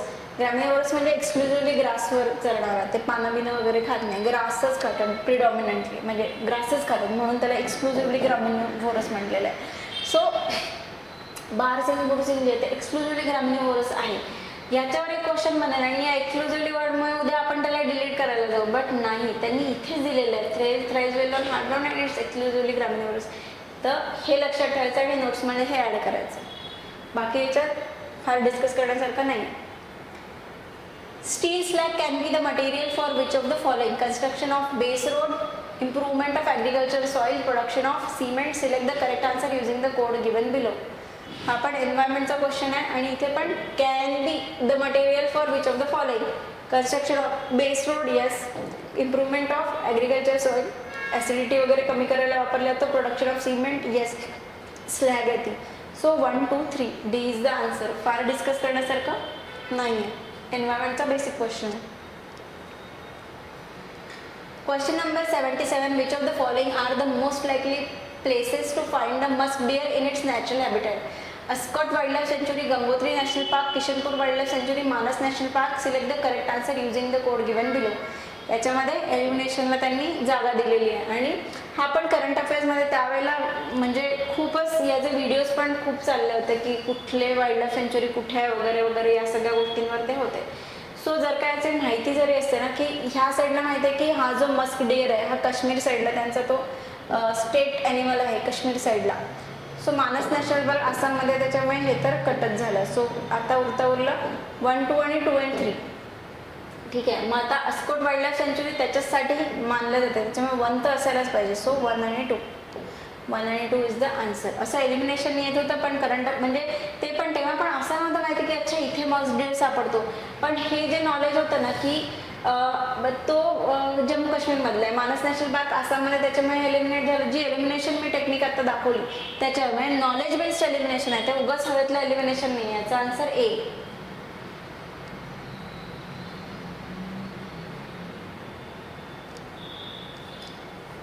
In rural road construction, the use of which of the following is preferred for ensuring environmental sustainability or to reduce carbon footprint?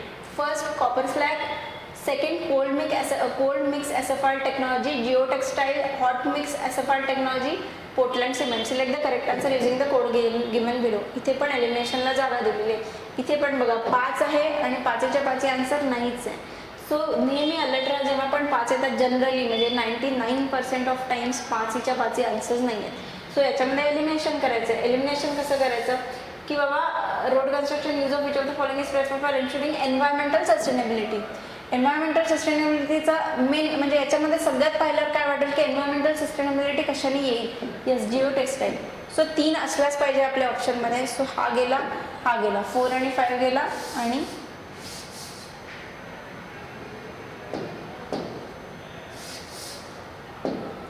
4 आणि 5 गेला, 1 आणि 5 गेला. सो आता 1 2 3 2 3 4. 1 2 3 काय म्हणतं? Copper slag, cold mix asphalt technology आणि Jio textile. ठीक आहे, 2 3 4 मध्ये काय येईल? Cold mix asphalt technology, geotextile आणि हॉट मिक्स. कोल्ड आणि हॉट हे जर का 2 दिलेले आहेत, सो त्याच्यापैकी ते दोन्हीच्या दोन्ही काय असतील? म्हणजे why they will be environmental sustainable. इधर it has to be this और it has to be this. Copper slag आणि आता पण ह्याच्या आधी पण आपण कुठली पाहिली? Steel slag. स्टील स्लॅग कशासाठी वापरले होते त्यांनी? सेम स्टील स्लॅग कशासाठी वापरले होते? Material for which of the following improvement in agriculture soil. So copper slag पण सस्टेनेबल असेलच ना, जी स्लॅग येते त्याला आपण यूज करतोय म्हणजे हे बनवण्यासाठी, रस्ते बनवण्यासाठी. So that will be environmentally sustainable only. So 1 2 and 3. आता पुढचं काम काय की hot mix asphalt technology, cold mix asphalt technology काय आहे ते बघणे.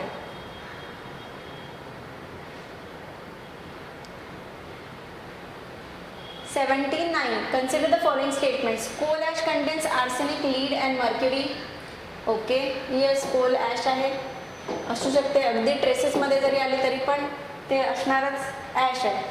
Coal fired power plants release sulphur dioxide and oxides of nitrogen into the environment. Yes, very common gases. High ash content is observed in Indian coal. Basic question related to Indian coal. Which of the statements given above is or are correct? 1, 2, 3. General knowledge types of question. Question number 80. What is the use of biochar in farming? Biochar can be used as a part of the growing medium in vertical farming. Okay, biochar can be used. आता आपल्याला माहिती आहे तेव्हा biochar बऱ्यापैकी न्यूजमध्ये होता. ते पोरस असं मटेरियल असतं की जे ह्याच्यासाठी वापरायचं फार्मिंगसाठी. बायो म्हणजे बायोमासला ॲब्सेन्स ऑफ ऑक्सिजनमध्ये खूप हाय टेम्परेचरला जाळायचं आणि ते जे मटेरियल बनेल त्याचं blackish, that is a biochar. Biochar can be used as a part of the growing medium in vertical farming. Yes, it can be. When biochar is a part of the growing medium, it promotes the growth of nitrogen fixing microorganisms. Yes. When biochar is a part of the growing medium, it enables the growing medium to retain water for longer time. Yes, which of the following statement given above is or are correct? 1, 2, 3. माहिती असेल नसेल तरी पण ती एक बायोकॅर, bio या वर्डवरून एक सस्टेनेबिलिटीचा sense येतो. सस्टेनेबिलिटीच्या सेन्सला सपोर्ट करणारे हे दोन्ही आर्ग्युमेंट्स आहेत, त्याच्यामुळे 1, 2, 3 डी. पण तरी ते करंट अफेअर्समध्ये होतच बऱ्यापैकी, त्याच्यामुळे असं नाही की बाबा नाही माहिती. बायोकॅरचं तुम्ही फोटोसाठी आणलेलं आहे. दिस is बायोकॅर. Question number 81. If a particular plant species is placed under Schedule 6 of the Wildlife Protection Act 1972, what is the implication? A license is required to cultivate that plant. Such plant cannot be cultivated under any circumstances. किती extreme, कधीच ते म्हणजे cultivate करता येणार नाही. Very wrong. Second is wrong. It is genetically modified crop plant. Such plant is invasive and harmful to ecosystem. So WPA 72 हा अत्यंत important होता आणि त्यावेळेला त्याचे 6 शेड्यूल होते. आता ते चेंज झालेले आहेत त्याच्यामुळे, पण त्यावेळेस त्याने याचा आन्सर ए होता. Licence is required to cultivate the plant, कारण तसे प्लांट्स त्याच्यामध्ये होते. शेड्यूल 6 जो होता तो प्लांटसाठीचा स्पेसिफिक होता. सो नॉलेज बेस्ड होता आणि बऱ्यापैकी डायरेक्ट क्वेश्चन होता, कारण WPAवर याच्या आधी पण क्वेश्चन आलेले. सो सगळे शेड्यूल पाठ असणं इम्पॉर्टंटच होतं. 81चं ए. 82. With reference to the period of Gupta dynasty and ancient India, the towns Ghantashala, Kadura and Chaul were known as ports handling foreign trade, capitals of powerful kingdoms, places of exquisite stone art and architecture, important Buddhist pilgrimage center. So हे ports होते. जे जुने maps आहेत ना, काही काही NCERT मध्ये पण दिलेले आहे. मी तो आज लावायचं राहिले, पण त्याच्यामध्ये पण घंटाशाला वगैरे ह्या सगळ्या गोष्टी दिलेल्या असतात. ते पोर्ट सिटीज होत्या. आणि एनिवे बऱ्याच लोकांनी UPSCच्या PYQ ट्रेंडवरनंही मारलं होतं. बऱ्याच लोकांना माहिती नव्हतं. चौल तर माहिती असायला पाहिजे होतं, पण ठीक आहे, नव्हतं जरी माहिती तरी माझ्या बऱ्याच फ्रेंडने तेव्हा जस्ट की बाबा पोर्ट्स ही UPSCची फेवरेट थीम आहे आणि त्याच्यावरून त्यांनी हा ए मारलं होतं आणि त्यांचं राईट आलं होतं. सो तिथे कसा गेस घ्यायचा किंवा नाही हे पण तुम्हाला जास्तीत जास्त PYQ सॉल्व्ह करूनच कळेल की अच्छा हे घेऊ शकतो का बाबा. Question number 83. व्हॉट इज और आर द ॲडव्हान्टेज और advantages of zero tillage in agriculture? Zero tillage म्हणजे त्याची मशागत झिरो करायची, जे टिल वगैरे करतात त्या सगळ्या गोष्टी. Sowing of wheat is possible without burning the residue of previous crop. Without the need for nursery of rice saplings, the direct planting of paddy seeds in the wet soil is possible. Carbon sequestration in the soil is possible. Select the correct answer using the code given below. 1, 2, 3. ही पण ना zero टिलेजवर याच्या आधी पण question आलेले आहे UPSCमध्ये 2015 मध्ये वगैरे. आणि मी ॲग्रिकल्चरसाठी एक शंकरच्या बुकमधला, म्हणजे माझा रेफरन्स शंकर होता, त्याच्यामुळे शंकरच्या बुकमध्ये पण ॲग्रिकल्चरचा जो चॅप्टर होता which was the most ignored, पण त्याच्यामधनं बऱ्यापैकी नंतर क्वेश्चन्स येतात. सो ॲग्रिकल्चरशी रिलेटेड ह्या ज्या गोष्टी आहेत, झिरो टिलेज झालं किंवा या सगळ्या अशा इम्पॉर्टंट ज्या गोष्टी आहेत त्या आपण त्याच्याकडे जरा लक्ष द्यायचं. आणि याचा आन्सर 1, 2, 3. फार असं डिस्कस करण्यासारखं म्हणजे याच्यात सांगण्यासारखं पण काही नाही आहे, त्यामुळे आपण नेक्स्ट क्वेश्चन बघू.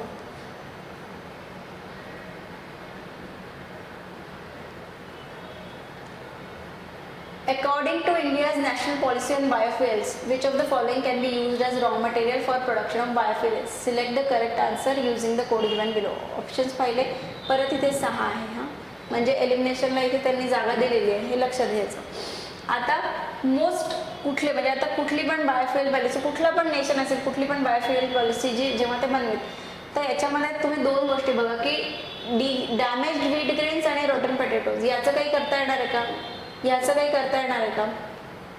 स्टार्च, हे हेवी स्टार्चवाल्या गोष्टी आणि हे रॉटन आहे, सो डेफिनेटली त्याचा रियूज करण्याचा कुठलंही नेशन ट्राय करेल, अँड स्पेसिफिकली इंडिया, जिथे की रियूजची सगळ्यात जास्त पॉलिसी आहे. सो 4, 2 आणि 5 हे असायलाच पाहिजे आपल्या ऑप्शनमध्ये, डॅमेज व्हीट ग्रेन्स आणि रॉटन पोटॅटोज. आता कुठे उरले? डॅमेज व्हीट ग्रेन्स 2 आणि 5. 2 आणि 5 कशामध्ये हे गेलं, म्हणजे हे एलिमिनेट झालं. आता उरलं कसावा, ग्राउंडनट सीड्स, हॉर्स ग्राम, शुगर बीट. आता ग्राउंडनट सीड्स म्हणजे ते इंडिया एनिवे ऑइल म्हणजे ऑइल कन्झ्युमिंग कंट्री, आणि ग्राउंडनट सीड्स पासून आपण काय काय बनवू शकतो? एक तर कडबा कुट्टी, त्याच्यानंतर ऑइल वगैरे. ऑइलसाठी किती मोठ्या प्रमाणावर यूज होतो, आणि हे ऑइलच ऑलरेडी आपल्याला कमी पडतं, आपण इम्पोर्ट करतोय, आणि ते सोडून आपण याच्यातून बायोफ्युएल बनवणं शक्य आहे का? सो 3 जर का एलिमिनेट केलं, डायरेक्ट आन्सर येतं 1, 2, 5 आणि 6. 1 झाला, 2 झाला, 5 आणि 6 शुगर बीट, आणि हॉर्स ग्राम पण नाही, बिकॉज हे पल्सेस आहेत आणि ते ऑलरेडी आपण इम्पोर्ट करतो, आणि त्या गोष्टीमधून ते खाण्याचं सोडून बायोफ्युएलकडे कशाला पळतील. हा एक बेसिक नॉलेज तिथे लागण्याची गोष्ट होती. करंट अफेअरमध्ये पण होता म्हणून त्या वर्षी, बट स्टील आम्ही ह्याच्यासाठी हे लॉजिक देत आहे किंवा त्याच्यावरचं फारसं नॉलेज देण्यात मला पॉईंट वाटत नाही, बिकॉज मला तुम्हाला हे सांगायचं आहे की क्वेश्चन कसे सोडवता येतील, किती इझी पद्धतीने सोडवता येतील. नॉट की मी त्याच्यावर तासभराचं लेक्चर देऊन फायदा होणार नाही, ते तर तुम्हाला जस्ट गुगल सर्च करून पण मिळेल, पण ते सोडवायचं कसं हे जास्त इम्पॉर्टंट आहे. So it's 1 to 6, 1 to 5, 6. Question number 85. Which one of the following statements best describe the term social cost of carbon? It is a measure in monetary value of the. परत सोशल म्हणजे society लेवलला cost आणि carbon म्हणजे carbon जितकं झाल्यामुळे कशा टाईपची ते काहीतरी कॉस्ट लागते, त्याच्याशी तो रिलेटेड क्वेश्चन आहे. हे आपल्याला म्हणजे त्याचा आता मोस्ट अप्रोप्रिएट आन्सर शोधायचा आहे. Long term damage done by ton of CO2 emissions in a given year. Requirement of fossil fuels for a country to provide goods and services to its citizens based on the burning of those fuels. Efforts put in by a climate refugee to adapt to a life to live in a new place. Contribution of an individual person to the carbon footprint on the planet Earth. So it is a measure in monetary value. ठीक आहे, monetary value ते घेत आहेत कशाची? हे तिन्ही जर का ऑप्शन पाहिलं, हे किती नॅरो लेवलचं आहे. हे एका स्पेसिफिक कंट्रीबद्दल बोलत आहे, कंट्री. हे आहे क्लायमेट रेफ्युजीबद्दल बोलत आहे. Contribution of an individual person in the carbon footprint on the planet Earth. Social कॉस्टला जरी ठीक आहे, कंट्री लेवलला सोशल वाटत असेल, पण हा पण एक जरा सोशल, जर का सोशल या वर्डवर आपण फोकस केला तर एक कंट्रीच आहे, जर का ग्लोबल लेवलला कार्बन फुटप्रिंटचा जो इश्यू आहे किंवा पॉल्युशनचा जो इश्यू आहे, ग्लोबल वॉर्मिंगचा जो इश्यू आहे, तो एका कंट्रीशी रिलेटेड आहे का? नाही. सो मोस्ट ब्रॉड टर्म यातली कुठली आहे? The long term damage done by the ton of CO2 emissions in a given year. Answer is 1. हा पण वर्ड ब्रेकेज करून सोडवायचा क्वेश्चन आहे. Question number 86. With reference to pulse production in India, consider the following statements. Black gram can be cultivated as both kharif and rabi crop. Green gram alone accounts for nearly half of pulses production. In the last 3 decades, while the production of kharif pulses has increased, the production of rabi pulses has decreased. Which of the following statement given above is or are correct? परत त्यांनी किती मोठा decade दिला, म्हणजे in the last 3 decade म्हणजे गेल्या 30 वर्षात. ठीक आहे, सो 30 वर्षात त्यांनी म्हटलं की production of kharif pulses has increase, the production of rabi pulses has decrease. Possible आहे का? आणि ह्या ज्या अशा न्यूज आहेत ना की पल्सेसबद्दल वगैरे, एनिवे त्याच्या इम्पोर्ट एक्सपोर्टशी रिलेटेड बऱ्याचदा या गोष्टी न्यूजमध्ये येतात. त्याच्यामुळे त्याच्यावरून पण एक जनरल सेन्स असला पाहिजे की पल्सेसचं आपल्याकडे काय हे आहे. आता black gram can be cultivated as both kharif and rabi crop. Yes it can be. म्हणजे कुठेतरी इंडियामध्ये एवढे फार्मर्स आहेत आणि एकाने एका जमिनीवर एक रोप जरी लावलं किंवा 2 रोप जरी लावले तरी पण ते इट कॅन बी कन्सिडर. म्हणजे खरीफचं रबी, रबीचं रबी, खरीफ अशा याच्यात जरी घेतलं तरी पण that will be considered as a rabi crop. किंवा म्हणजे रबी क्रॉप नाही कन्सिडर केलं जाणार बट कॅन बी कल्टिवेटेड म्हणलंय. इट असं नाही की ते इट मस्ट बी किंवा असं काही फोकस करून सांगितलं. It can be. So 1 is right. हे गेलं. आता थर्ड एलिमेंट झालं. With the last 3 decades 30 years मध्ये kharif pulses has increase, the production of rabi pulses has decrease. नाही, third is wrong. So 1 only is the answer. Green gram alone accounts for nearly half of the pulse production. Green gram म्हणजे मूग, आणि मूग generally आपल्या घरातच एवढी कमी येते, त्याची प्राइस जास्त आहे. जर का ती एवढ्या म्हणजे सप्लाय डिमांडने जर का विचार केला, ती एवढ्या मोठ्या प्रमाणात जर का प्रोडक्ट प्रोड्यूस होत असते तर त्याची एवढी किंमत राहिली नसती बाकीच्या डाळींपेक्षा. ठीक आहे, त्याच्यामुळे this is also wrong. So 1 is the answer. म्हणजे बऱ्यापैकी आता ना हे सगळे जनरल नॉलेजवर, आपल्या बेसिक डेलीच्या नॉलेजवर, जनरल सेन्सवर सोडवण्यासारखे क्वेश्चन्स होते.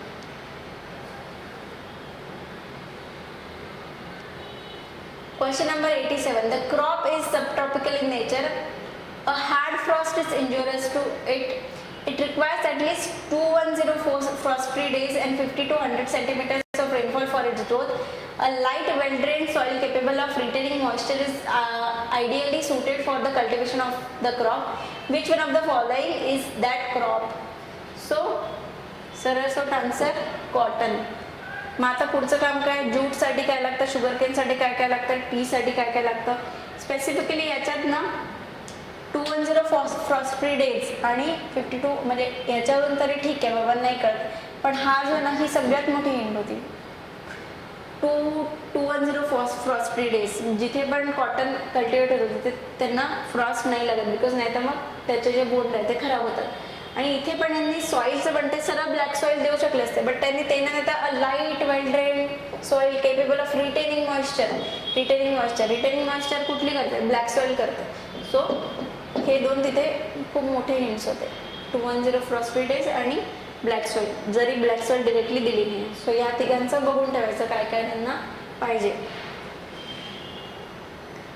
Question number 88. With reference to solar water pumps consider the following statement. Solar power can be used for running surface pumps and not for submersible pumps. Solar power can be used for running centrifugal pumps and not the ones with piston. हे बघा, आता solar power आहे. Power म्हणजे काय की ते फक्त त्याला एनर्जी देत आहे. मग इथे कुठलं पण इन्स्ट्रुमेंट असेल, whether it is running surface pump असेल किंवा सबमर्सिबल पंप असेल, त्याला काय देणं नाही. इथे फक्त पॉवर मिळते, इथे कुठून पण येत आहे, त्याच्याशी काही संबंध नसणार. Solar power can be use for running centrifugal pumps. Pump centrifugal आहे का वन्स विथ पिस्टन आहे, त्यांनी काही फरक पडणार नाही, इथे फक्त पॉवर मिळते. सो त्यांनी जस्ट म्हणजे हा पण इतके हातचे मार्क होते या म्हणजे 2020च्या पेपरमध्ये की खूपच सोपे म्हणजे सोलर पॉवरनी पुढे काय कशाला देते याच्याशी त्या पॉवरला काय देणं घेणं आहे किंवा यांना काय देणं घेणं की आपल्याला पॉवर कुठून येते. So neither. Very general common sense question, common sensical question. Correct. हां, which of the given above is or correct? D, कारण दोन्ही करेक्ट नाही आहे. With reference to the current trends in the cultivation of sugarcane in India, consider the following statements.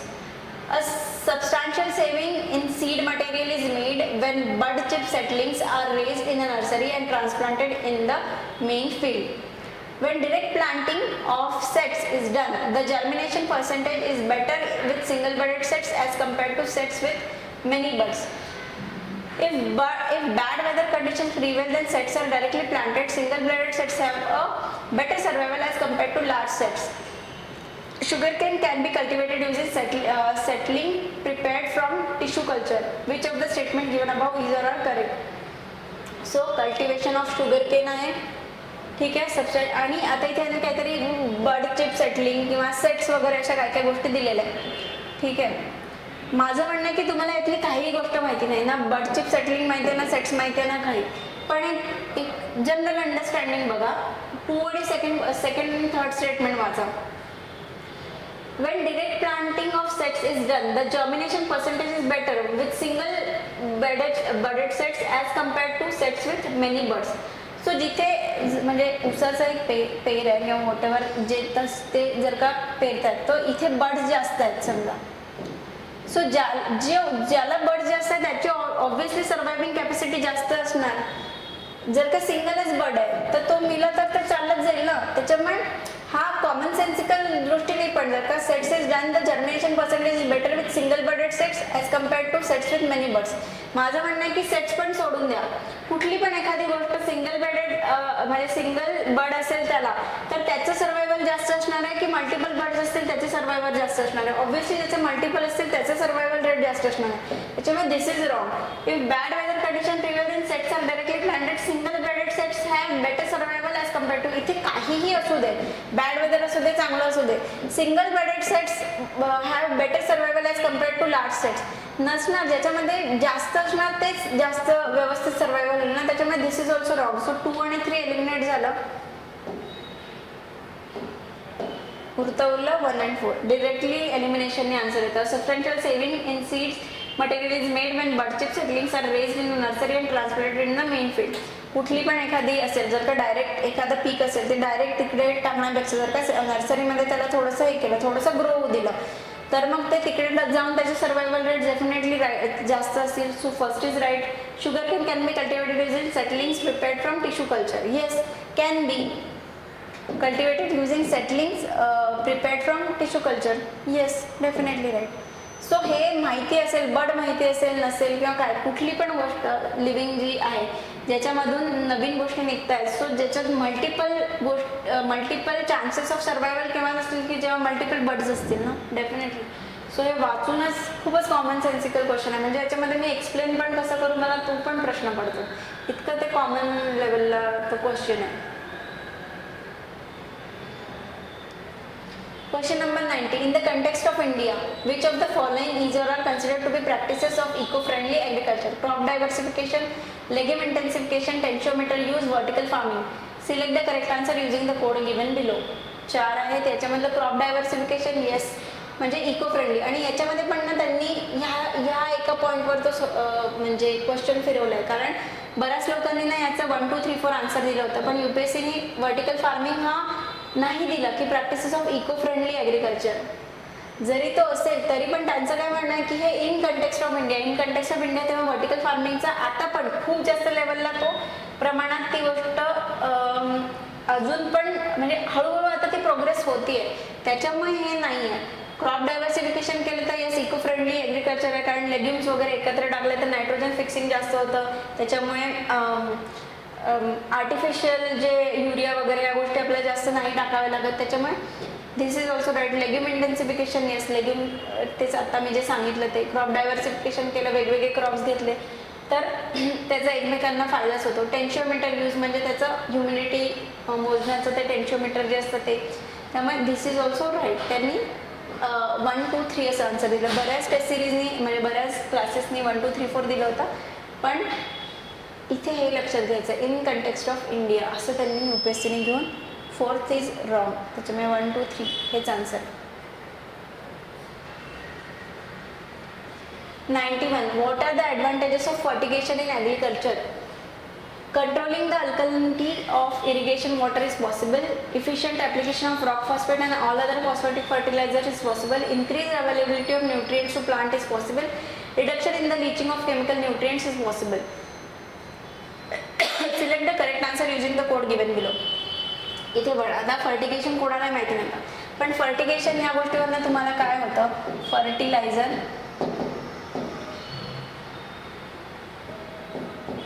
Fertiliser plus irrigation म्हणजे ते काय करत असतील की जिथे जिथे पाणी सोडतात त्याच्यामध्येच ते फर्टिलायझर सोडतात. So controlling the alkalinity of irrigation water is possible. Yes होऊ शकतं, माहीत नाही. सेकंड बाजू efficient application of rock phosphate. Irrigation म्हणजे काय, पाणी आहे त्याच्यामध्ये ते रॉक फॉस्फेट टाकतील and all other phosphatic fertiliser is possible. म्हणजे हे थोडंसं रॉंग नाही वाटत आहे का की पाणी सपोज तुमचं कोणाकडे ठिबक सिंचन असेल किंवा स्प्रिंकलर असतील त्याच्यामध्ये ते रॉक फॉस्फेट टाकतील आणि मग ते जाईल का असं. Definitely not. सो हे एलिमिनेट केलं की आन्सर आला. 1, 3, 4 थर्ड काय increase availability of nutrients to plants is possible. Yes. Fertiliser irrigation सोबत दिले तर इन्क्रीज अवेलेबिलिटी होईल त्या फर्टिलायझरची. Reduction in the leaching of chemical nutrients possible, कारण की खूप मोठ्या लेवलवर ते जाणार नाही. खूप मोठ्या पाण्यात आपण थोडंसं टाकू, हाताने टाकलं तर कदाचित एका ठिकाणी जास्त एका ठिकाणी कमी होईल. त्याच्यामुळे second is wrong. 1, 3 and 4. Question number 92. Consider the following minerals: bentonite, chromite, kyanite, sillimanite. In India, which of the above is or are correctly often in India, which of the above is or are officially designated as major minerals? Bentonite is not. म्हणजे हा बऱ्यापैकी खूपच factual question आहे, त्याच्यामुळे इथे उगाच guesses घ्यायचे नाही. नसेल माहिती तर अशा टाईपचे सोडायचे नाही. सो बेंटोनाइट हा नव्हता काय म्हणतात मेजर मिनरल, त्याच्यामुळे 1 एलिमिनेट करून याचं 2, 3, 4 हे आन्सर होतं. पण हा खूपच काय म्हणतात खूपच फॅक्च्युअल क्वेश्चन आहे, त्याच्यामुळे अशा ठिकाणी फार गेसेस घ्यायचे नाही. Question number 93. With reference to ocean mean temperature, which of the following statements is or are correct? OMT is measured up to the depth of 26 degrees Celsius isotherm, which is 129 meters in the southwestern Indian Ocean during January-March. OMT collected during January to March can be used in assessing whether the amount of rainfall in monsoon will be less or more than certain long-term mean. आता हे दोन्ही statement बघा. OMTची एवढी detail माहिती की 26 degree सेल्सिअसचा isotherm, 129 metre बद्दलचा, south west Indian ocean during जानेवारी-मार्च, हे म्हणजे याच्यातली हे एवढं डिटेलमध्ये कोणाला माहिती नव्हतं.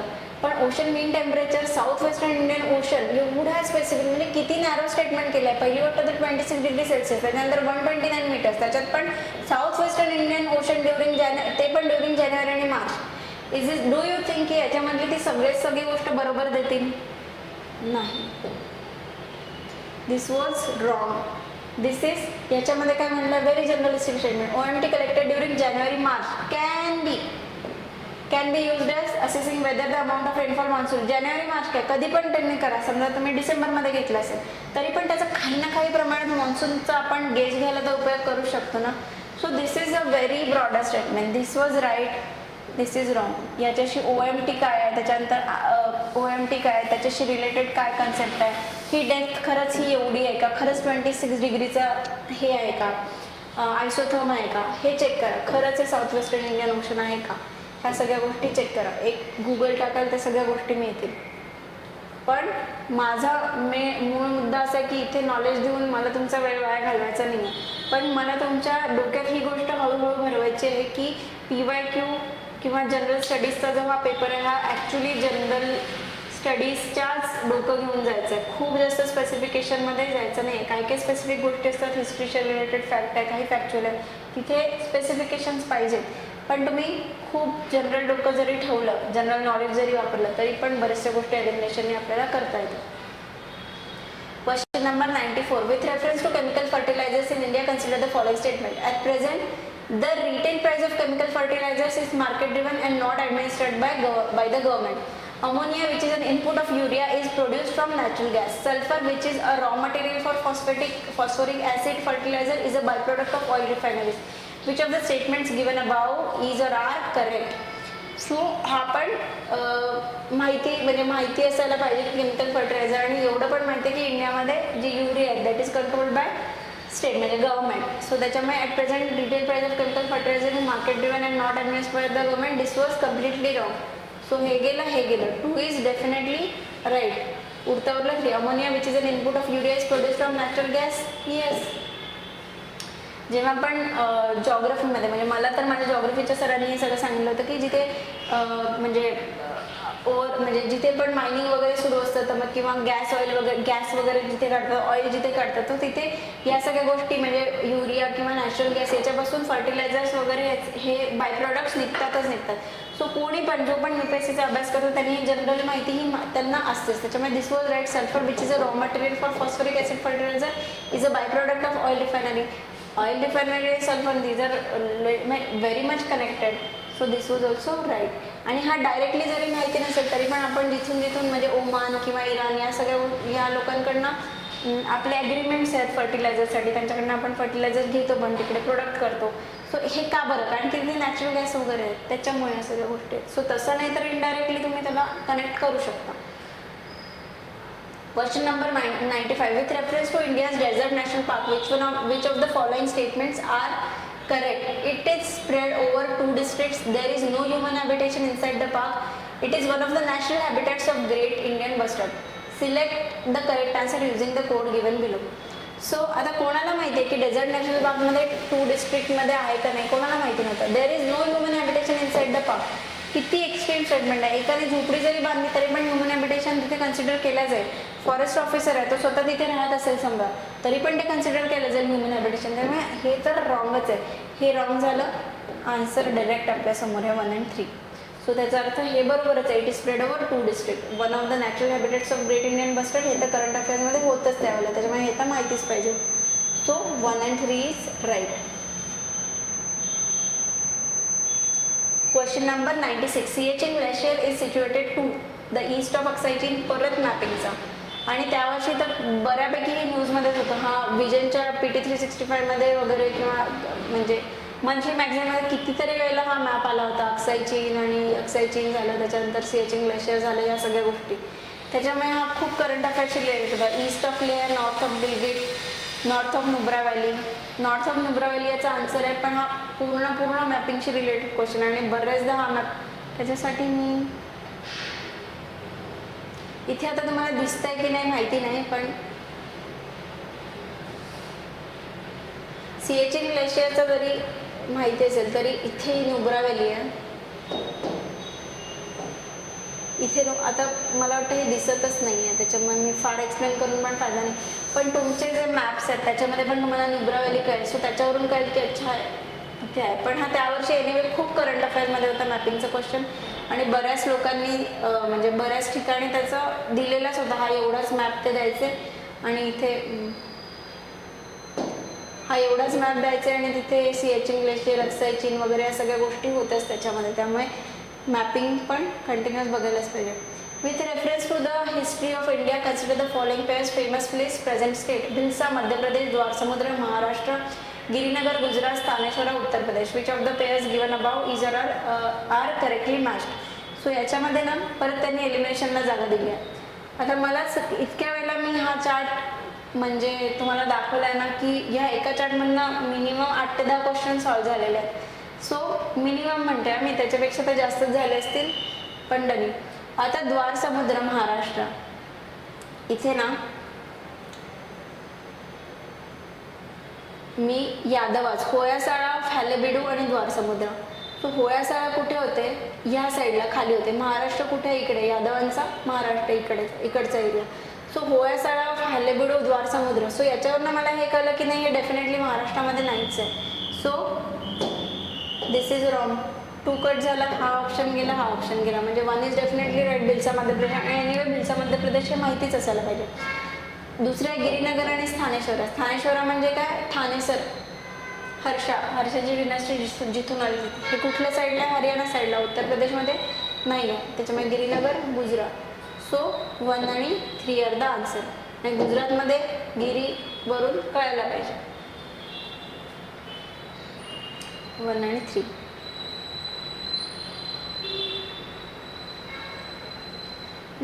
Consider the following statements. 36% of India's districts are classified as overexploited or critical by the Central Groundwater Authority CGWA. CGWA was formed under the Environmental Protection Act. India has the largest area under groundwater irrigation in the world. Which of the statement given above is or are correct? So हे कोणालाही माहिती नव्हतं, कारण एवढे detail report कोणी नाही वाचले की 36% आहे की किती आहे माहीत नाही. पण हे माहिती असायला पाहिजे होतं, कारण EPA अत्यंत इम्पॉर्टंट आहे आणि त्याच्या अंडरच्या बॉडीने याच्या आधी पण सांगितलं आणि त्याच्यानंतर पण याच्यावर क्वेश्चन आला की CGWA म्हणजे EPAच्या अंडर कुठली बॉडी फॉर्म झाली आहे. 2020 मध्ये त्याच्या आधी त्यांनी हे विचारलेलं. So CGWA was formed under the environment protection act, right. Two India is the largest area under ground water irrigation in the world. याच्यावर तर किती चर्चा असते, म्हणजे ग्राउंड वॉटर इरिगेशन आपल्याकडे इतकं जास्त प्रमाणावर आहे, ओव्हर एक्सप्लॉयटेशन आहे, पंजाब हरियाणामध्ये किती प्रॉब्लेम झालेले आहेत हे सगळं माहितीच आहे. त्याच्यामुळे 2 आणि 3 येणारा हे एकच ऑप्शन होतं, हे रॉंग. सो आन्सर 2 आणि 3. म्हणजे मला याच्यामध्ये तुम्हाला किती एक्सप्लेन करू हेही कळत नाही, बिकॉज सगळे इतके जनरल नॉलेजला ते क्वेश्चन्स होते ना, आणि जनरली ज्या पेपरमध्ये न्यूज असतात किंवा जे पण तुम्ही करंट अफेअर्सचे डिस्कशन वाचत तर त्याच्यामधनं डायरेक्टली त्या डोक्यावर पडणाऱ्या गोष्टी आणि त्याच्या म्हणजे डोक्यात जरा आपल्या कानावर पडणाऱ्या गोष्टी आणि त्याच्यावरनं ते आपल्याला येणारे ते असे आन्सर्स होते. त्याच्यामुळे इथे मी काय एक्सप्लेन करू तर तोही मला प्रश्नच पडतो.